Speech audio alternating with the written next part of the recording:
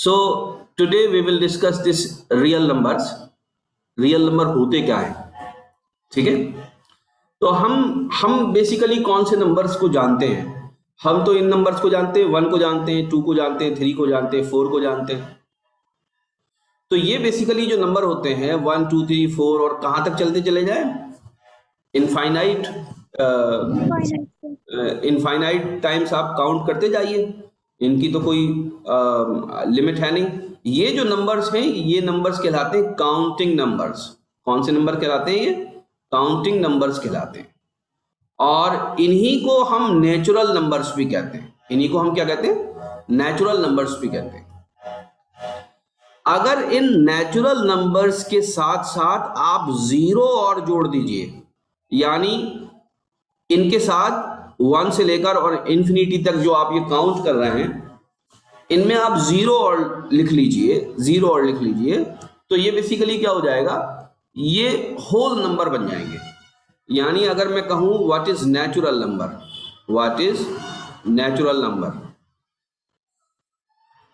तो हम क्या बोलेंगे? 1 is a natural number, 2 is a natural number, 3 is a natural number, 4 is a natural number and so on. अगर मैं कहूं what is whole number, what is a whole number, what are whole numbers, तो ये natural numbers के साथ साथ ही मैं क्या और लगाता हूं? जीरो और लगाता हूं। 0 1 2 3 4। इसकी जरूरत हमें क्यों पड़ी जीरो लगाने की? ये मैंने जो वीडियो अपलोड कर रखा है उसमें मैंने एक्सप्लेन किया है। पता नहीं मैंने आप लोग को भेजा वो वीडियो या नहीं, और आप लोगों ने देखा या नहीं। अगर नहीं देखा तो आप उसको देखिएगा, तो आपको समझ में आ जाएगा कि मैंने मतलब हमने जीरो लगाया क्यों है होल नंबर्स में। तो होल नंबर और नेचुरल नंबर में डिफरेंस क्या है ये समझ में आएगा आपके। ये जब डिफरेंस समझ में आएगा तो फिर सवाल आसानी से समझ में आएंगे। अच्छा, होता ये है कि नेचुरल वर्ल्ड में होता क्या है कि हम चीजों का लेन देन करते हैं। चीजों का क्या करते हैं? लेन देन करते हैं। तो एक्चुअली में तो काउंटिंग नंबर यही होते हैं 1 से लेकर और इनफाइनाइट तक, ये ऊपर वाले, ठीक है। लेकिन होता क्या है कि सपोज आप बैंक में पैसे जमा करा रहे हैं या बैंक से पैसे ले रहे हैं, तो उसके लिए हमें बड़ा सेंटेंस लिखना पड़ता था, that the amount is credited और अमाउंट इज डेबिटेड। इतना बड़ा लिखना पड़ता है। तो मैथमेटिक्स में हम इसको कैसे एक्सप्लेन करें? तो मैथमेटिक्स में हमने इसका एक तरीका ये बनाया कि हम एक लेने को अगर हम पॉजिटिव कह रहे हैं तो देने को हम निगेटिव बोलेंगे। बात समझ में आई? तो फिर एक तरह से एक निगेटिव नेचुरल नंबर्स की और जरूरत हुई। निगेटिव नेचुरल नंबर्स को हमने नाम दिया, निगेटिव नेचुरल नंबर्स को नाम दिया इंटीजर्स। तो इंटीजर बेसिकली, इंटीजर में सारी चीजें शामिल हैं। इंटीजर में नेचुरल नंबर भी शामिल है और ये निगेटिव नंबर्स भी शामिल है। क्या मेरी बात समझ में आई? अभी तक हमने जितने भी नंबर्स की बात करी उसमें तीसरे नंबर पर आ गया इंटीजर्स, ठीक है। इंटीजर्स कहां से शुरू होते हैं? इंटीजर्स -4 -3 और इधर भी चलते चले जाएंगे कहां तक? इन माइनस इंफिनिटी तक। और फिर आ जाएगा -2, फिर आ जाएगा -1, फिर आ जाएगा 0, फिर आ जाएगा 1, फिर आ जाएगा 2 3 4 एंड सो ऑन। तो राइट हैंड साइड में भी ये इनफाइनाइट तक जा रहे हैं और लेफ्ट हैंड साइड में भी ये इनफाइनाइट तक जा रहे हैं। तो -1 -2 -3 ये जितने भी नंबर हमने अब तक बात करी है, इसमें कौन से नंबर इंक्लूड नहीं है? जैसे मैं बोलूं 0.5, क्या 0.5 इंक्लूड है इस नंबर में? बताइए। No sir. 0.5 नंबर है या नहीं है सर।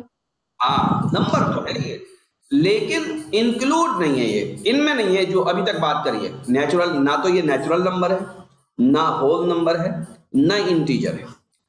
मैं कहूं 1.33, क्या इसकी बात की हमने अब तक? नहीं, इसकी नहीं की। लेकिन डेली रूटीन में हम ऐसा देखते हैं कि ऐसे नंबर्स की भी जरूरत पड़ती है हमें, ऐसे नंबर्स की जिसमें डेसिमल लगा हुआ हो, या जो बेसिकली 1 से कम हो, या 1 और 2 के बीच में हो, है ना। जैसे ये नंबर 1 और 2 के बीच में, it is more than 1 but less than 2। इसी तरह से ये वाला नंबर है, it is more than 0 but less than 1। तो इस तरह के नंबर को रिप्रेजेंट करने के लिए हमने क्या बनाया? हमने रैशनल नंबर्स बनाए। क्या बनाया? Rational numbers. तो रैशनल नंबर्स में ये सारे भी इंक्लूडेड है जो अब तक हमने पढ़े। Natural number is also a rational number. Whole number is also a rational number. All integers are also rational numbers.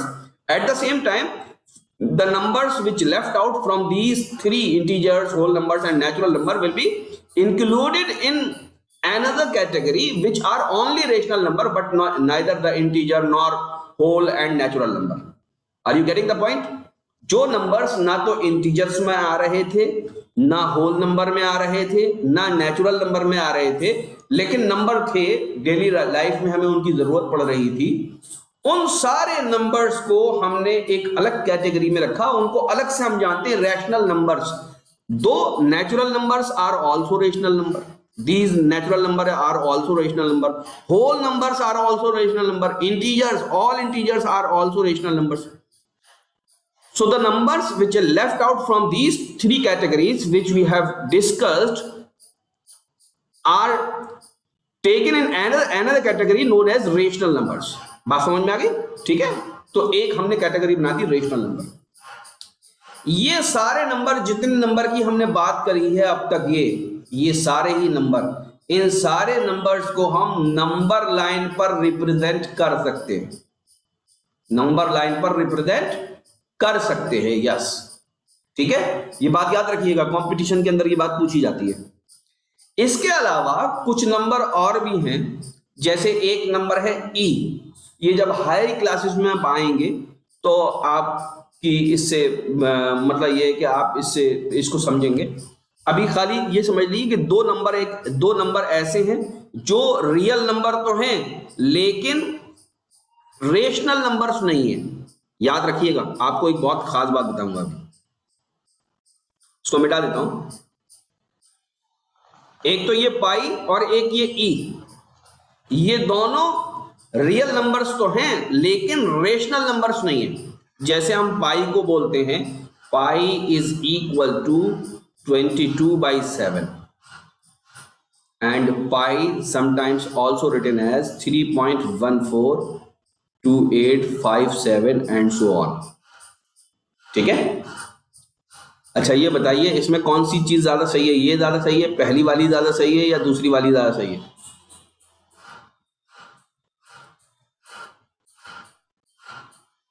बोलिए, आप लोग सुन पा रहे हैं मुझे? Yes sir. हाँ, तो ये पाई की दो वैल्यूज लिखी है मैंने, कौन सी ज्यादा सही है? ध्यान से सुनिए. पाई की अप्रोक्सीमेट वैल्यू होती है 22/7. याद रखिएगा, ये pi is not equal to 22/7. Pi की अप्रोक्सीमेट वैल्यू होती है, इट इज अप्रोक्सीमेटली. बात समझ में आ रही है या नहीं? पाई की एक्चुअल वैल्यू आज तक कोई नहीं निकाल पाया. पाई की एक्चुअल वैल्यू कोई नहीं निकाल पाया आज तक. अभी तक जो पाई की वैल्यू कैलकुलेट करी है वो कई सौ डेसिमल प्लेसेस तक कैलकुलेट करी है, लेकिन क्या हुआ है उसमें कि वो ये जो नंबर है 2857 ऐसे चलते चले जाते हैं, और ये जो नंबर्स हैं ये कभी भी रिपीट नहीं होते, नॉन रिपीटिंग. कैसे रहते हैं? Non repeating. अगर ये रिपीट होने लगते तो हम क्या लगा देते हैं? इनके ऊपर बार लगा देते हैं. ऐसे आपको पता है बार लगता है ऐसे नंबर्स पर? मैंने लेक्चर में अपलोड कर रखा है वो, और उसका क्वेश्चन कई बार आता है. तो ऐसे बार लगा देते. तो बार लगाने वाली नौयत कभी आती नहीं, क्योंकि नंबर कभी रिपीट ही नहीं होते, हमेशा हैफाजर्ड पैटर्न आता है. बिल्कुल. पाई की वैल्यू, और पाई की वैल्यू बेसिकली है क्या? पाई की वैल्यू हम क्या होती है, कोई मुझे बताएगा? अगर हम कोई सर्किल बनाएं, प्रैक्टिकल सर्किल बनाएं, तो इसकी सरकमफ्रेंस को अगर हम c बोल दें और इसका डायामीटर को हम 2r बोल दें, तो सरकमफ्रेंस को जब हम डायामीटर से, सॉरी मैंने पाई लिख दिया यहां पर, जब हम सरकमफ्रेंस को डायामीटर से डिवाइड कर देते हैं तो ये बेसिकली जो रेशियो होता है इसको पाई बोलते हैं. बात समझ में? इसको क्या बोलते हैं? पाई बोलते हैं. तो ये रियल नंबर तो है और और ऐसा लग रहा है कि ये रेशनल नंबर है, रेशियो है, लेकिन इस रेशियो की एग्जैक्ट वैल्यू क्योंकि हमें मिल नहीं पाती, इसलिए ये रेशनल नंबर नहीं है, it is an irrational number. तो ये बहुत बड़ा स्टेटमेंट है कि पाई इज एन इररेशनल नंबर। क्या मेरी बात समझ में आ गई? Irrational Yes, sir. Number. Yes, sir. ये बात याद रखिएगा बिल्कुल। E is also is an irrational number। अब E क्या होता है वो बाद में बात होगी डिस्कस, अभी आप लोगों को मैं समझाना नहीं चाहता क्योंकि अननेसेसरी दिमाग पे जोर डालने से अच्छा है कि उस चीज को आप पढ़ ही ना जिसकी जरूरत नहीं है अभी। बात समझ में आ गई? Pi is an irrational number, E is also an irrational number. इन दो पर्टिकुलर नंबर्स को हम बोलते हैं ट्रांसीडेंटल नंबर्स। ठीक है, 10th क्लास में शायद ये वर्ड यूज नहीं हुआ है, तो आप इसको लीव करिए, बस मैंने बताने को बता दिया कि इसको ट्रांसीडेंटल नंबर कहते हैं, बस इसको यहीं पढ़ के छोड़ दीजिए। ठीक है, आगे बढ़ते हैं। एक और कैटेगरी है ये वाली अंडर रूट में। अंडर रूट में जो नंबर लिखे होते हैं, suppose under root 2, under root 3, cube root 2, cube root 7, all these numbers are also real numbers but they are not rational numbers। Rational number कौन से होते हैं उसकी बात कर लेते हैं, फिर उसके बाद सवाल करेंगे। रेशनल नंबर, कोई सा भी रेशनल नंबर होता कौन सा है? रेशनल नंबर वो होता है जिसको आप P बाई क्यू की फॉर्म में रिप्रेजेंट कर सकते हैं। P बाई क्यू की फॉर्म में रिप्रेजेंट कर सकते हैं। बच्चे यहीं से कंफ्यूज हो जाते हैं, कहते हैं पाई को तो हम लिख सकते हैं ना 22/7, तो ये तो P बाई क्यू हो गया, तो ये रेशनल नंबर हो गया। ये अप्रोक्सीमेट वैल्यू है, दरअसल ये कैसी है, ये सिंबल कैसा बनाया मैंने, अप्रोक्सीमेट वैल्यू का, इक्वल टू का सिंबल नहीं बनना चाहिए यहाँ पर, तो अप्रोक्सीमेट वैल्यू है, तो ये बेसिकली 22/7 के बराबर नहीं होता है। ठीक है, इसलिए ये इररेशनल नंबर है। अब P बाई क्यू की फॉर्म में जो भी नंबर रिप्रेजेंट किया जा सकता हो, provided that the Q is not equal to 0, Q 0 नहीं हो, और P और Q की कोई भी वैल्यू हो इंटीजर्स में। ठीक है, यानी ये नेगेटिव भी हो सकता है, जैसे मैं कोई नंबर लिखूं x इज इक्वल टू -341/89, ऐसे नंबर लिखूं, क्या ये रेशनल नंबर है? यस, ये रेशनल नंबर है। क्या मेरी बात समझ में आ रही है? ठीक है, नीचे और ऊपर के दोनों नंबर पॉजिटिव भी हो सकते हैं, नेगेटिव भी हो सकते हैं। एक पॉजिटिव हो सकता है, दूसरा नेगेटिव हो सकता है। डिनोमिनेटर पॉजिटिव हो सकता है, न्यूमरेटर नेगेटिव हो सकता है। Anything could be possible, but the only thing which can not be considered for a rational number that this denominator must not be equal to 0, otherwise the number will get undefined. Number जो है वो undefined हो जाएगा और हम उसको number line पर represent नहीं कर पाएंगे। बात समझ में आ गई आगे? तो ये रेशनल नंबर और इररेशनल नंबर की बात थी। अब मुझे ये बताइए, क्या एक सवाल मैं पूछता हूं आपसे, क्या हम इररेशनल नंबर्स को नंबर लाइन पर रिप्रेजेंट कर सकते हैं? Yes, sir. Yes, sir. अच्छा, कैसे करेंगे भाई?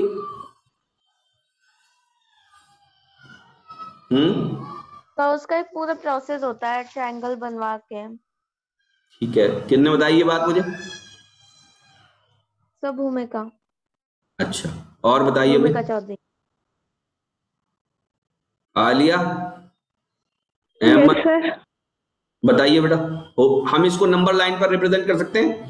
इसको नंबर लाइन पर रिप्रेजेंट कर सकते हैं इसको? Yes, sir. कर सकते हैं, हाँ या ना? Yes, sir. Yes, sir. इसका प्रोसेस क्या है?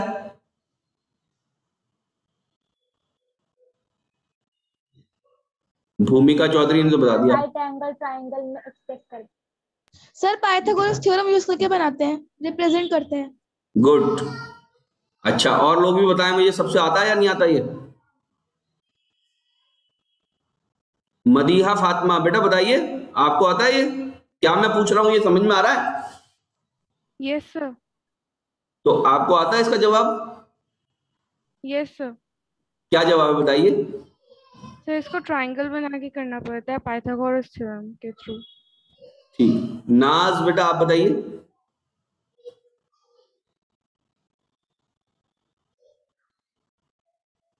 उमरा, उमरा आबाद, आप बताइए बेटे।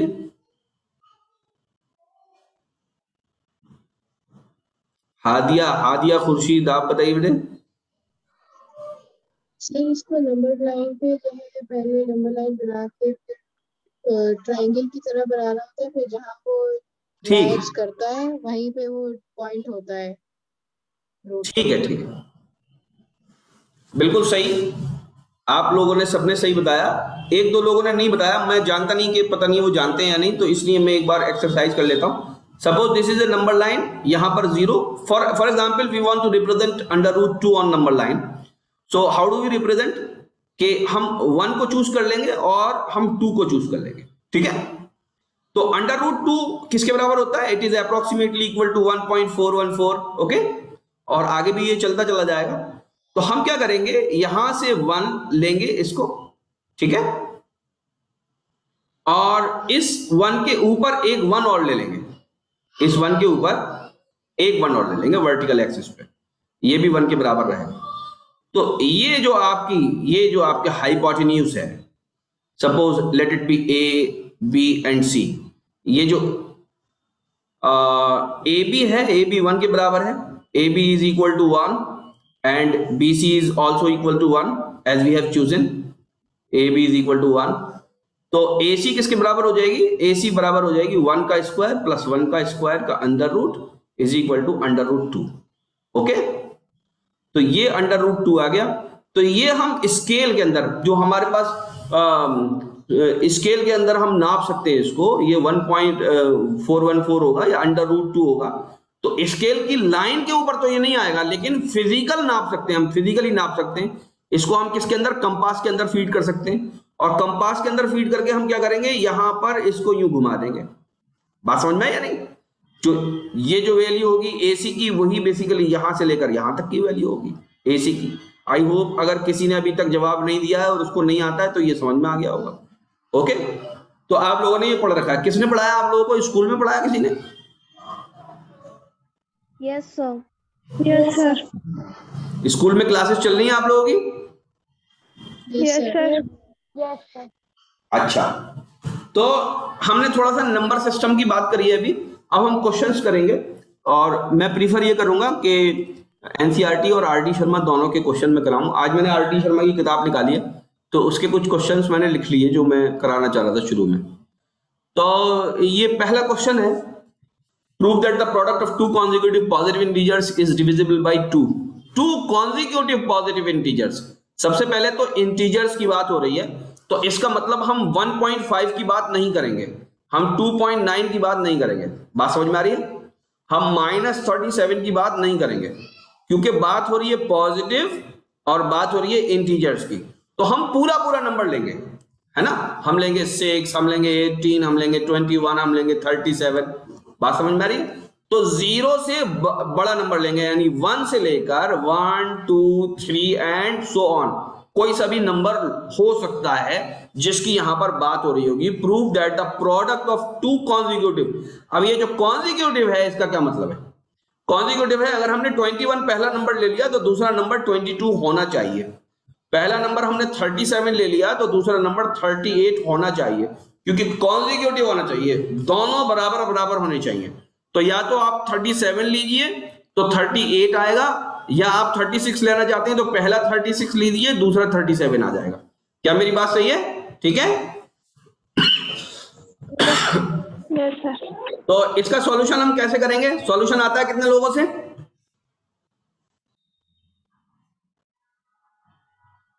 बोलिए। सॉल्यूशन नहीं आता है? भूमिका चौधरी से आता है। ओके, ध्यान से सुनिए। तो हम एक नंबर, कोई पहला नंबर लेते हैं, लेट फर्स्ट नंबर बी। भाई ऐसे मत लिखना इम्तिहान में जैसे मैं लिख रहा हूं, आप तो अपने जो प्रॉपर तरीका है वैसे लिखिएगा जब बोर्ड का इम्तिहान होगा, ठीक है। Let first number be x, पहले नंबर को हम एक्स मान लेते हैं। तो बेटा सेकंड नंबर कौन सा हो जाएगा? सेकंड नंबर x+1 हो जाएगा या नहीं हो जाएगा?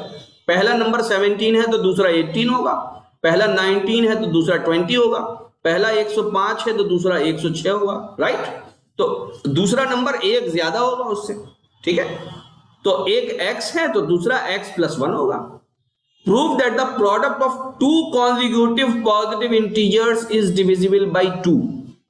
टू कॉन्जिक्यूटिव पॉजिटिव इंटीजर्स हैं, ये पॉजिटिव हैं। हमें क्या चीज नहीं बता रखी यहां पर, हमें ये नहीं बता रखा कि ये जो दोनों नंबर्स हैं ये ऑड हैं या इवन है। क्या मेरी बात समझ में आ रही है या नहीं आ रही? बोलिए। Yes sir. है ना, ये तो भाई ऑड भी हो सकते हैं, ये भाई इवन भी हो सकते हैं। अब इसमें ऑड कौन सा है और इवन कौन सा, ये बात तो हमें बता ही नहीं गई। हमें ये ऑड है या ये ऑड है ये हमें बता ही नहीं गई। लेकिन एक बात पक्की है कि इसमें एक ऑड होगा और एक इवन होगा। इन दोनों ही नंबर्स को आप देखिए कि इसमें पहला वाला ऑड है, दूसरा वाला इवन है। इसमें भी पहला वाला ऑड है, दूसरा वाला इवन है। पहला वाला ऑड है, दूसरा वाला इवन है। अगर हम पहला 22 ले लें तो दूसरा क्या हो जाएगा 23। तो पहला ऑड हो गया, ये तो इवन हो गया, और दूसरा क्या हो गया, दूसरा ऑड हो गया। तो एक ऑड होगा, दूसरा इवन होगा। ये बात बिल्कुल पक्की है क्योंकि कॉन्जिक्यूटिव पॉजिटिव इंटीजर्स हैं ये। क्या मेरी बात समझ में आ रही है? ठीक है, तो हम लेट कर लेते हैं, let x be odd. x कैसा है? ऑड है। ऑड नंबर्स को हम कैसे रिप्रेजेंट करते हैं? तो x क्या क्या हो सकता है? तो x की वैल्यू 1 भी हो सकती है, x की वैल्यू 3 भी हो सकती है, x की वैल्यू 5 भी हो सकती है, x की वैल्यू 7 भी हो सकती है। राइट, x ऐसा ही तो होगा, 1 होगा, 3 होगा, 5 होगा, 7 होगा, इसमें से कोई एक होगा। तो हम 1 को कैसे रिप्रेजेंट कर सकते हैं? 1 को रिप्रेजेंट कर सकते हैं 2 × 0 + 1। 3 को कैसे रिप्रेजेंट कर सकते हैं? 2 × 1 + 1। 5 को कैसे रिप्रेजेंट कर सकते हैं? 2 × 2 + 1। 7 को कैसे रिप्रेजेंट कर सकते हैं? 2 × 3 + 1। कुल मिला के हम कैसे रिप्रेजेंट कर सकते हैं? 2n + 1। ये बहुत इंपॉर्टेंट है बेटा, इसको याद कर लेना। ये 2n + 1 ऑड नंबर की रिप्रेजेंटेशन है, ऑड नंबर रिप्रेजेंटेशन। राइट, सब लोगों ने नोट कर लिया ये? Yes sir. आप लोग पेन पेंसिल अपनी कॉपी किताब लेकर बैठे हो ना, एक कॉपी एक पेन लेके बैठे हो ना, है ना, वो लेके बैठना चाहिए बेटा। तो बात समझ में आई? ये क्या हो जाएगा? ऑड हो जाएगा, है ना। हमने एक बात बता दी कि ऑड नंबर को कैसे रिप्रेजेंट करेंगे, ऑड नंबर को ऐसे रिप्रेजेंट करेंगे। और इवन नंबर को कैसे रिप्रेजेंट करते हैं? इवन नंबर को कैसे रिप्रेजेंट करेंगे? 2n + 2 ऐसे यूज करेंगे। तो 2n + 2 को हम 2n + 2 नहीं करते, हम क्या करते हैं 2n लिख देते हैं। क्या लिख देते हैं हम? 2n। इवन नंबर को कैसे रिप्रेजेंट करते हैं? 2n। तो इवन को कैसे रिप्रेजेंट करते हैं? इवन नंबर को कैसे रिप्रेजेंट करते हैं? 2n, where n varies from 0 to 0 onwards. ठीक है, 0 को भी हम positive integer, positive even positive integer ही लिखते हैं आमतौर से। ठीक है, अब हम लिखेंगे x × x + 1। यही तो हमें लिखना है। तो इसको हम क्या लिखेंगे? 2n + 1। x को तो हमने ये लिखा, तो इस x की वैल्यू क्या चीज है? इसकी भी तो वैल्यू 2n + 1 है, +1। ठीक है, ये क्या हो गया? 2n + 1 × 2n + 2। देखो इस वाले में से 2 बाहर निकाल लेते हैं हम। ठीक है, 2 बाहर निकाल लेते हैं तो क्या हो जाएगा? 2n + 1 × n + 1। ठीक है, मेरी बात समझ में आ रही है? अब ये नंबर आ गया प्रोडक्ट। इस प्रोडक्ट को अगर हम 2 से डिवाइड करें तो क्या ये 2 से डिवाइड हो जाएगा या नहीं हो जाएगा? यस हो जाएगा। यही तो हमसे पूछा है कि डिविजिबल है 2 से या नहीं। बोलिए भाई, n की वैल्यू अगर हम 0 भी रख दें तो भी ये डिविजिबल होगा। किससे डिविजिबल होगा? 2 से डिविजिबल होगा। पूरा काट देगा इसको ये। ठीक है, n की वैल्यू आप कुछ भी पुट कर दीजिए, ये 2 से डिविजिबल होगा क्योंकि ये 2 ब्रैकेट के बाहर आ गया। एक 2 कहां आ गया? ब्रैकेट के बाहर आ गया, इसलिए ये इस 2 से डिवाइड हो जाएगा। क्या क्वेश्चन समझ में आ गया बच्चों के? Yes sir. Yes sir. ठीक है, अब हम पहले नंबर को x माना था, दूसरे नंबर को x + 1 माना था। अब हम इसको क्या मान लें? इसको इवन मान लें। इसको इवन मानेंगे तो ये बच्चों क्या हो जाएगा? ये 2n हो जाएगा। और ये किसके बराबर हो जाएगा? 2n + 1 के बराबर हो जाएगा। तो ये बताओ, ये 2 से डिविजिबल है? ये तो डायरेक्ट ही दिख रहा है, ये वाला 2 डिवाइड हो जाएगा 2 से। तो यस, इट इज डिविजिबल। अब इम्तिहान में क्वेश्चन कैसा बनाया जा सकता है, इम्तिहान के अंदर एमसीक्यूज बनाए जा सकते हैं इसके ऊपर। तो आपको ये याद रखना है, दो कॉन्जिक्यूटिव पॉजिटिव इंटीजर्स का प्रोडक्ट हमेशा 2 से डिवाइड होता है। अब वो किस तरह का क्वेश्चन बना देंगे, पार्ट ए रखेंगे divisible if product is even, divisible if larger number is even. क्या बच्चों समझ रहे हो? फिर दूसरा लिख देंगे divisible if smaller number is even, और सी लिख देंगे डिविजिबल whether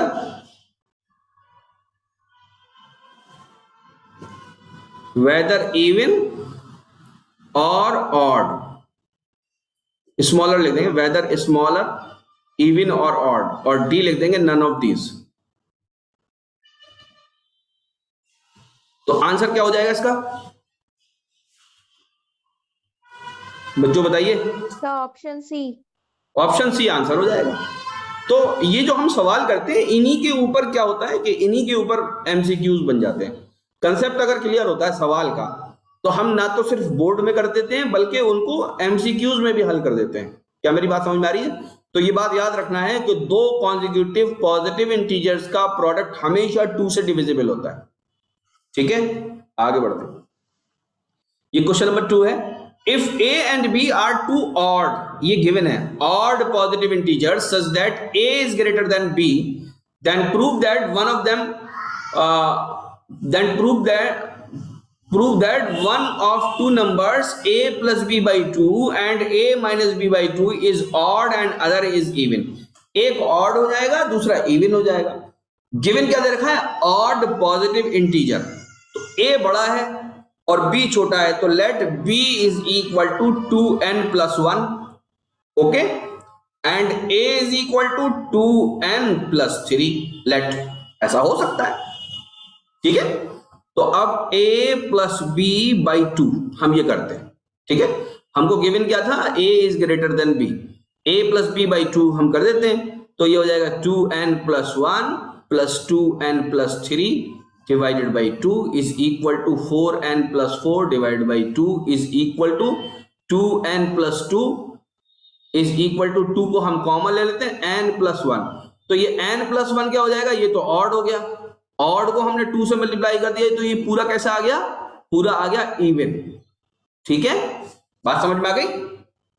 तो ये तो इवन हो गया। अब हम निकालते हैं a minus B upon 2। a minus B upon 2 क्या हो जाएगा? 2n plus 1 minus 2n minus b किसके बराबर है? यहां पर 3 आएगा, यहां पर 3 आएगा और यहां पर 1 आएगा। ठीक है, डिवाइड बाई 2, 2n कैंसिल हो जाएगा, 3 minus 1 upon 2 is equal to 2 upon 2 is equal to 1 which is odd. ये क्या हो गया? ऑड। तो एक नंबर ऑड आ गया, एक इवन आ गया। यही तो हमसे पूछा है कि एक ऑड होगा और दूसरा क्या होगा? इवन होगा। तो ये प्रूफ हो गया। क्वेश्चन समझ में आ गया? Yes sir. ओके बेटा, दोबारा ज्वाइन कर लीजिए, 1 मिनट बचा है मीटिंग के अंदर। ये वरना क्या होगा कि मीटिंग बीच में खत्म हो जाएगी, है ना। मैं फौरन ही दोबारा ज्वाइन करूंगा, आप लोग उसी लिंक से दोबारा ज्वाइन कर लीजिए।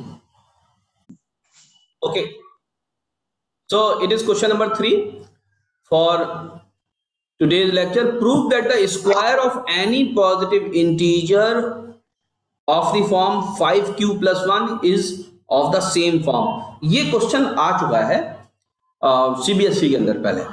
तो अगर कोई नंबर है, ये गिवन है बेसिकली, ये क्वेश्चन कर सकते हैं आप लोग, बहुत ही आसान क्वेश्चन है। एक नंबर है जो कि बेसिकली 5q प्लस 1 फॉर्म का है। ठीक है, ये गिवन चीज है। इस फॉर्म का एक नंबर है जो कि दिया हुआ है। अगर हम इसका स्क्वायर कर दें तो इसका स्क्वायर भी इसी फॉर्म का होगा। बहुत आसान है। देखो अगर मान लो इस नंबर को हम x मान लेते हैं, suppose x is equal to 5q plus 1, तो x का जो स्क्वायर हो जाएगा वो किसके बराबर हो जाएगा बच्चों? 5q प्लस 1 के स्क्वायर के बराबर हो जाएगा। हो जाएगा नहीं हो जाएगा? तो x स्क्वायर की फॉर्म क्या होगी? x स्क्वायर की फॉर्म हो जाएगी 25q square plus 10q plus 1। ठीक है, मेरी बात समझ में आई? आप क्या करो, आप 5 को कॉमन ले लो। 5 को कॉमन ले लेंगे तो अंदर क्या बचेगा? 5q square plus 2 plus 1। तो ये तो बेसिकली x स्क्वायर है और x किसके बराबर था बच्चों? x बराबर था 5q प्लस 1। तो आप इन दोनों की फॉर्म देखिए, इसकी फॉर्म देखिए और इसकी फॉर्म देखिए, क्या इन दोनों की सेम फॉर्म नहीं है? बोलिए। Yes sir. है ना, इन दोनों की सेम फॉर्म है। तो इसको मैं कैसे लिख सकता हूं? इसको मैं लिख सकता हूं 5m plus 1 where m is equal to 5q square plus 2। ठीक है, सिंपल है। आगे बढ़ते हैं। ये इंपॉर्टेंट पार्ट शुरू हो रहा है, ध्यान से समझ लेना। HCF, GCD, GCF ये तीनों सेम चीजें हैं। ठीक है, इसका मतलब होता है हाईएस्ट कॉमन फैक्टर, इसका मतलब होता है ग्रेटेस्ट कॉमन डिवाइजर, इसका मतलब होता है ग्रेटेस्ट कॉमन फैक्टर। तो तीन अलग अलग नाम से सेम ही चीज जानी जाती है। अब ये होता क्या है वो समझ लो। ठीक है, आप लोग सब जानते होंगे हमें किसका निकालना है। जब भी हम कहते हैं हाईएस्ट कॉमन फैक्टर निकालिए, ग्रेटेस्ट कॉमन फैक्टर निकालिए, ग्रेटेस्ट कॉमन डिवाइजर निकालिए, तो कम से कम दो नंबर बताएंगे हम। तो एक नंबर 54 बताया, दूसरा नंबर 32 बताया, RD शर्मा के अंदर ये दे रखा है। तो इनको हमें निकालना है कि इनके हाईएस्ट कॉमन फैक्टर हैं क्या। क्या मेरी बात समझ में आ रही है? तो हम क्या करेंगे, हम 54 के फैक्टर निकाल लेंगे। 2 से डिवाइड करेंगे तो क्या किसके बराबर आ जाएगा? 27 के बराबर आ जाएगा। क्या मेरी बात समझ में आ रही है? फिर इसको 3 से डिवाइड करेंगे तो क्या आ जाएगा? 9 आ जाएगा। फिर 3 से डिवाइड करेंगे तो क्या आ जाएगा? फिर 3 आ जाएगा। बात समझ में आ रही है? तो हम 54 को हम क्या लिख सकते हैं? 54 को हम लिख सकते हैं 1। इसके सारे फैक्टर लिखेंगे 1 multiplied by 2 multiplied by 3 multiplied by 3 multiplied by 3। तो 54 can be written as 1 multiplied by 2 multiplied by 3 multiplied by 3 multiplied by 3। सारे प्राइम नंबर्स का प्राइम फैक्टराइजेशन लिखना है हमको। ठीक है, हम ऐसे नहीं लिख सकते थे कि इस 3 और 3 को क्लब करके यहां पर 9 लिख देते हम। बात समझ में आई?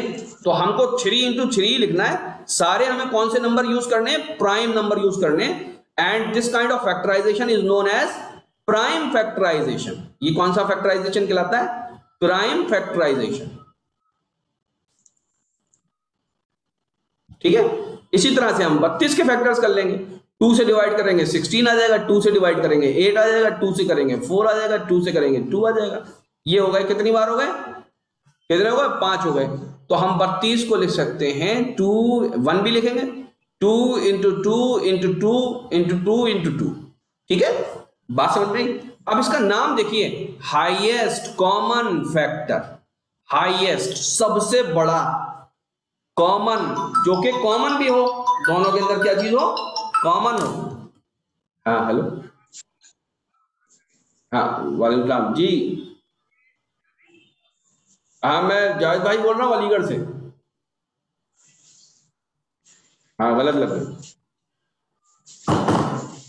ठीक है, इसका नाम बेटा क्या है? इसका नाम है हाईएस्ट। तो सबसे बड़ा फैक्टर आपको इन सारे फैक्टर्स में कौन सा कॉमन फैक्टर नजर आ रहा है? एक तो ये 1 नजर आ रहा है, 1 नजर आ रहा है, और एक कौन सा नजर आ रहा है? एक ये 2 नजर आ रहा है। एक बार दोनों में 2 आया, तो 1 into 2 इज इक्वल टू 2 ही बेसिकली HCF हो जाएगा। किसका? HCF of 54 and 32।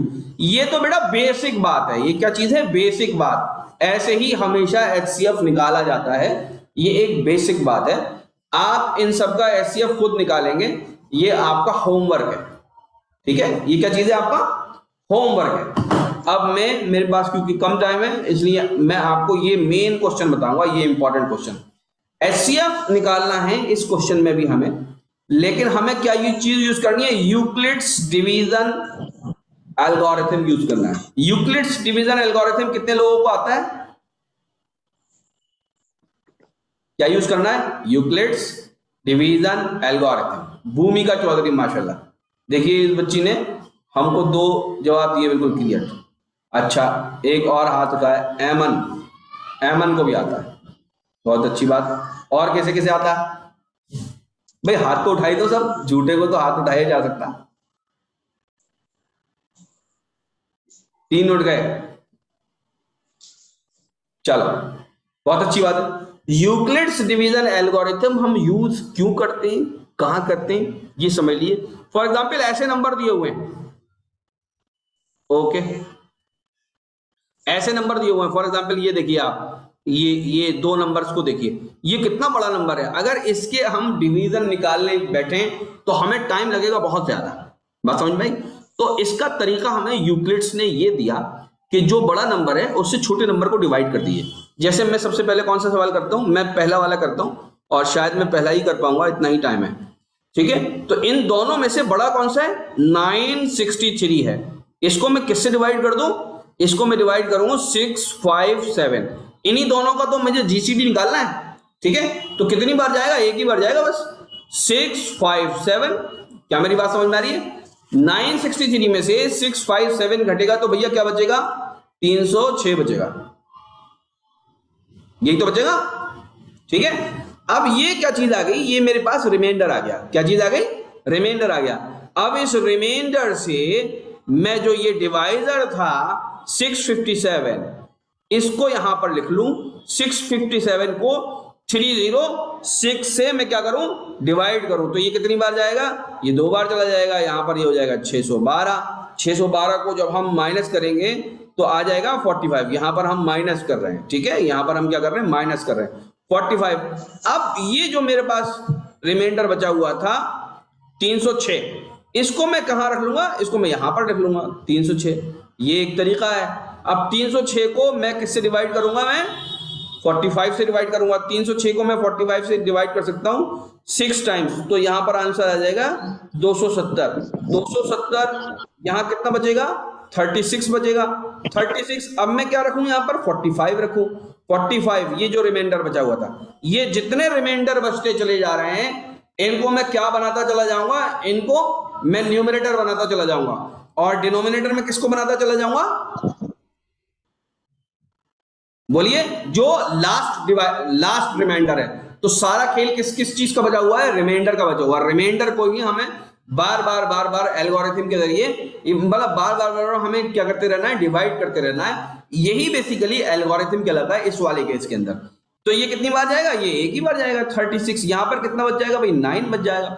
अब मैं इस 36 का यूज कर लूंगा। 36 तो 9 कितनी बार चला जाएगा? 36 में 9 चौक 36, और यहां पर क्या बचेगा? 0। ये 4 टाइम्स चला गया, रिमाइंडर बचा 0। जिस डिवाइजर पर रिमाइंडर 0 आ जाएगा वही बेसिकली क्या हो जाएगा? ये जो 9 है ना, ये 9, ये जो 9 बचा, ये वाला 9, यही बेसिकली जीसीडी हो जाएगा। यही बेसिकली क्या हो जाएगा? जीसीडी हो जाएगा। किसका जीसीडी हो जाएगा?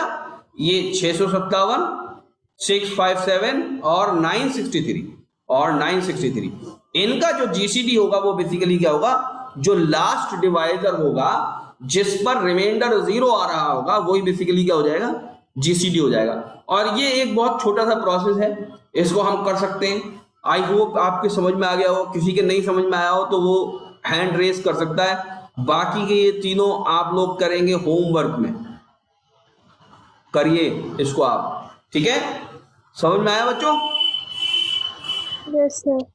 यस ठीक है? सर। पहले से आता था बच्चों से कुछ से, और किसी को अगर कोई डाउट होगा तो आई होप इससे समझ गए होंगे। अगर इससे नहीं समझे तो आप एक बार इसको रिपीट करके देख लीजिएगा। मैं ये वीडियो अपलोड कर दूंगा अभी नमाज के बाद। और जो वीडियो मैंने रियल नंबर के ऊपर बना रखे हैं, जिसके अंदर कुछ कंसेप्ट 9th के भी हैं जो यूज होते हैं 10th में, और क्या नाम है, कुछ क्वेश्चंस ऐसे हैं जो कि एंट्रेंस में भी आए, तो मैंने अपलोड कर रखे हैं। आप लोगों ने देख रखे हैं वो वीडियो? बोलिए। Yes sir. सब लोगों ने देख रखे हैं? किसी ने नहीं देख रखे हैं तो वो बताएं। सर एक देखा था। तो मैं आपको अभी ग्रुप के अंदर भेज दूंगा दोबारा, मुझे पता नहीं मैंने भेजे या नहीं भेजे आपको ग्रुप में, तो ग्रुप में भेज दूंगा, आप उसको देखिएगा, ठीक है। कल इंशाल्लाह क्लास लेंगे। Okay sir. कल और सवाल करेंगे, थोड़े से हार्ड सवाल करेंगे इसी चैप्टर के। Okay okay sir. Thank you very much. Okay sir. Allah Hafiz.